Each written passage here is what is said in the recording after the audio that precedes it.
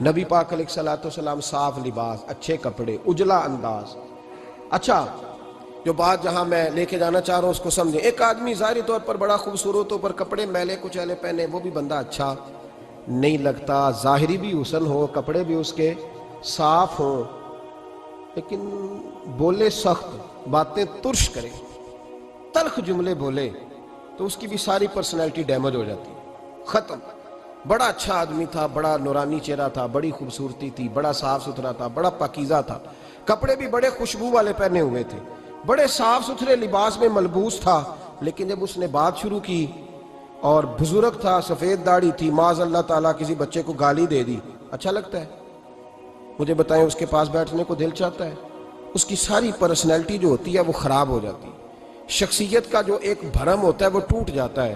ایک روایت میری نظر سے گزری اور کیا ہی انداز ہے، امام زرقانی نے لکھی. ایک صحابی ہیں حضرت ابو قرصافہ رضی اللہ تعالیٰ عنہ. حضرت ابو قرصافہ رضی اللہ تعالیٰ عنہ فرماتے میں چھوٹا تھا، میری اماں اور میری خالہ مجھے ساتھ لے گئیں. میں نے کہا کہاں جانا ہے؟ کہنے لگے آؤ نبی پاک کا کلمہ پڑھنے جانا ہے. پڑھیے درود شریف صلی اللہ، سارے پڑھیے، پھر پڑھیے ایک دفعہ صلی اللہ تعالیٰ علیہ. حضور کا ذکر ہو تو فوراً درود پڑھنا چاہیے. نبی کریم علیہ السلام کی بارگاہ میں نا میری خالہ اور میری اماں دونوں مجھے ساتھ لے گئیں کلمہ پڑھنے. کہتے ہیں جب ہم حضور کی بارگاہ میں پہنچے، کلمہ پڑھا، واپس آئے تو میری اماں اور میری خالہ آپس میں بات کرنے لگیں. میری خالہ کہنے لگی تو نے دیکھا ہے ان کا بولنا کتنا مزیدار ہے؟ میری خالہ کہنے لگی تو نے تو وہ دیکھا ہے، لیکن وہ جو غلام آیا تھا اس کے ساتھ ان کا رویہ کتنا پیارا تھا. تو نے دیکھا جب وہ کھانا کھا رہے تھے تو پہلا خیال انہوں نے ہمارا کیا. بار بار وہ ان کا ذکر کرتی، کہتے آپس میں حضور کی شانیں بیان کرتی، میری اماں بھی میری خالہ بھی. بالآخر بات لمبی ہو گئی تو میری اماں بولی، کہنے لگی بس کر، ہم کتنی عظمتیں بیان کریں گے، مجھے تو 3 باتیں سمجھ میں آئی ہیں. کتنی؟ 3 باتیں مجھے سمجھ میں آئی ہیں. کہا وہ کیا؟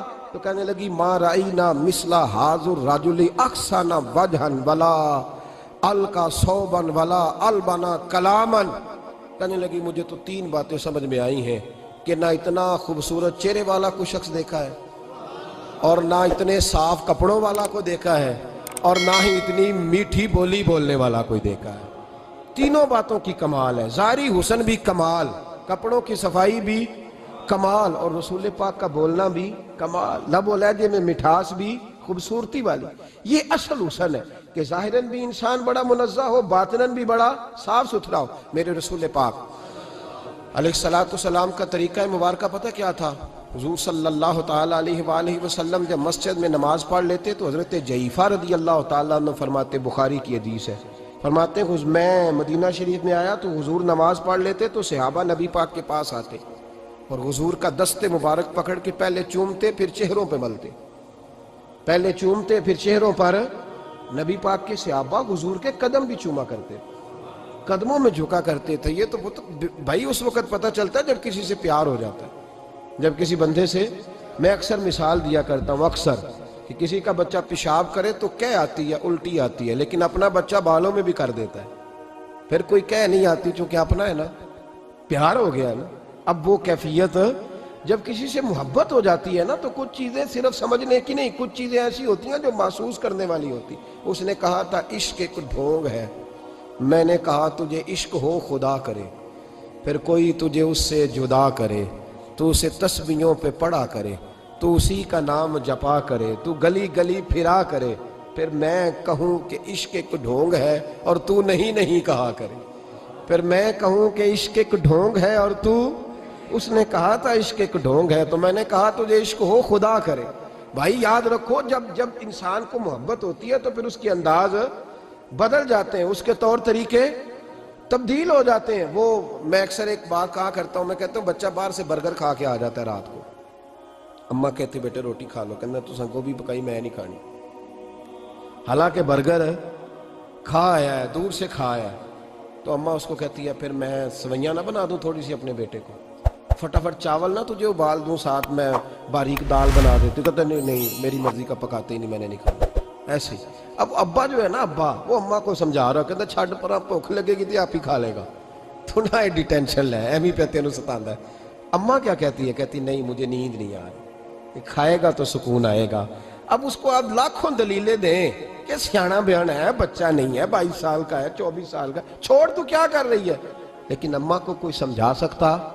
کیوں نہیں سمجھا سکتا کہ اسے اپنے بیٹے سے پیار بڑھا؟ وہ کیا کرے، وہ مجبور ہے، اس کے دل کی کیفیت اس طرح کی ہے کہ کوئی دنیا کی طاقت اسے سمجھا سکتی؟ سوال ہی نہیں پیدا ہوتا کوئی اسے سمجھا سکے۔ یہ ممکن کیسے ہو، کیسے سکتا ہے؟ یہ محبت ہے۔ میرے رسول پاک علیہ السلام کے صحابی حضرت جعفہ فرماتے ہیں میں حضور کی بارگاہ میں آیا تو صحابہ کیا کرتے؟ نبی پاک کا دست مبارک پکڑتے، پہلے چومتے، پھر چہرے پہ ملتے۔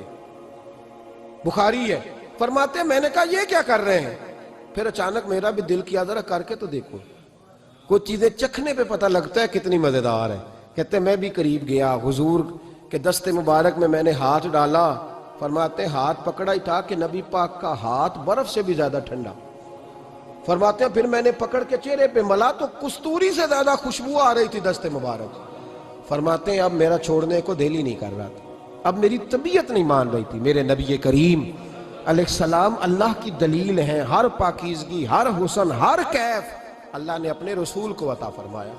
دنیا کی جتنی غلاظتیں تھیں جب کوئی حضور کے قریب جاتا تھا تو ساری غلاظتیں دور ہو جاتی۔ کما ارسلنا فیکم رسولا منکم یتلو علیکم آیاتنا ویزکیکم، اللہ فرماتے ہیں میرے محبوب تم پر میری آیتیں پڑھیں گے اور تمہیں پاک فرما دے، تمہاری ساری ناپاکیاں نبی پاک دور کر دے، ہر غلاظت تم سے دور ہٹ جائے۔ ایک صحابی ہے حضرت شیبہ بن عثمان رضی اللہ تعالی عنہ، وہ کہتے ہیں میرے والد کو اور میرے چچا کو مسلمانوں نے احد میں قتل کر دیا تھا، میرے دل میں بڑا غصہ تھا، بڑا جلال تھا کہ کبھی مجھے موقع ملے تو میں بدلہ لوں گا۔ کہتے ہیں فتح مکہ کے بعد نبی پاک علیہ السلام حوازن کی جنگ کے لیے نکلے، مجھے پتا چلا حضور جا رہے ہیں تو میرے اندر شعلے بھڑک رہے تھے انتقام کے۔ روز میں منصوبہ بندی کرتا، پلاننگ کرتا کہ کسی طریقے سے میں ان تک پہنچوں گا اور بدلہ لوں گا۔ کہتے ہیں نبی کریم علیہ السلام نہ حوازن کے لیے پہنچ چکے تھے، فرماتے ہیں میں بھی جنگ میں جا کے شریک ہو گیا اور میں نے طریقہ اس طرح کا اختیار کیا کہ کسی طریقے میں حضور تک پہنچ جاؤں۔ سمجھ آ رہی ہے میری بات کی؟ نبی کریم علیہ السلام تک کسی طریقے پہنچ جاؤں۔ فرماتے ہیں لڑتے لڑتے، لڑائی کے دو طریقے ہوتے تھے، کبھی تو ایسے ہوتا تھا کہ ایک دو آدمی مل کے آپس میں لڑتے تھے، پھر گمسان کا رن پڑتا تھا، گھمبیر ہو جاتی تھی جنگ، سمجھ نہیں آتی تھی تیر کہاں سے آیا، نیزہ کہاں سے آیا۔ فرماتے جب گمسان کا رن پڑا نا، مجھے موقع مل گیا، میں حضور کے قریب پہنچ گیا۔ حضرت شیبہ بن عثمان رضی اللہ تعالیٰ عنہ کہتے جب میں پہنچ گیا تو میں نے نا دیکھا کہ اب حضور کے قریب لوگ نہیں ہیں۔ فرماتے میں نے نا فوراً تلوار اٹھائی، تلوار اٹھا کے میں حضور کو معاذ اللہ شہید کرنے ہی لگا تھا کہ ایک نور چمکا حضور کے سامنے۔ پڑھیے درود صلی اللہ علیہ وسلم۔ کہتے ہیں ایک نور چمکا، اتنی تیزی تھی اس نور میں کہ میری آنکھیں بند ہو گئی، میرے ہاتھ سے تلوار گر گئی، آنکھیں چندھا گئی میری۔ فرماتے تلوار میرے ہاتھ سے چھوٹ گئی۔ اب جب وہ روشنی مدھم ہوئی نا تو میں نے دیکھا نبی پاک سامنے کھڑے مسکرا رہے ہیں۔ میں نے کر دی، آپ نے سن لی، ذرا دیکھو تو صحیح، جو تلوار لہرائے اسے دیکھ کے بھی کبھی کو مسکرایا ہے؟ جس نے تلوار ہی لہرا دی، جو شہید کرنے ہی لگا تھا، پہنچ گیا تھا۔ لیکن یہ اخلاق میرے رسول پاک کا ہے صلی اللہ اعلیٰ حضرت فاضل بریلوی کا ایک شعر میں نے پڑھا۔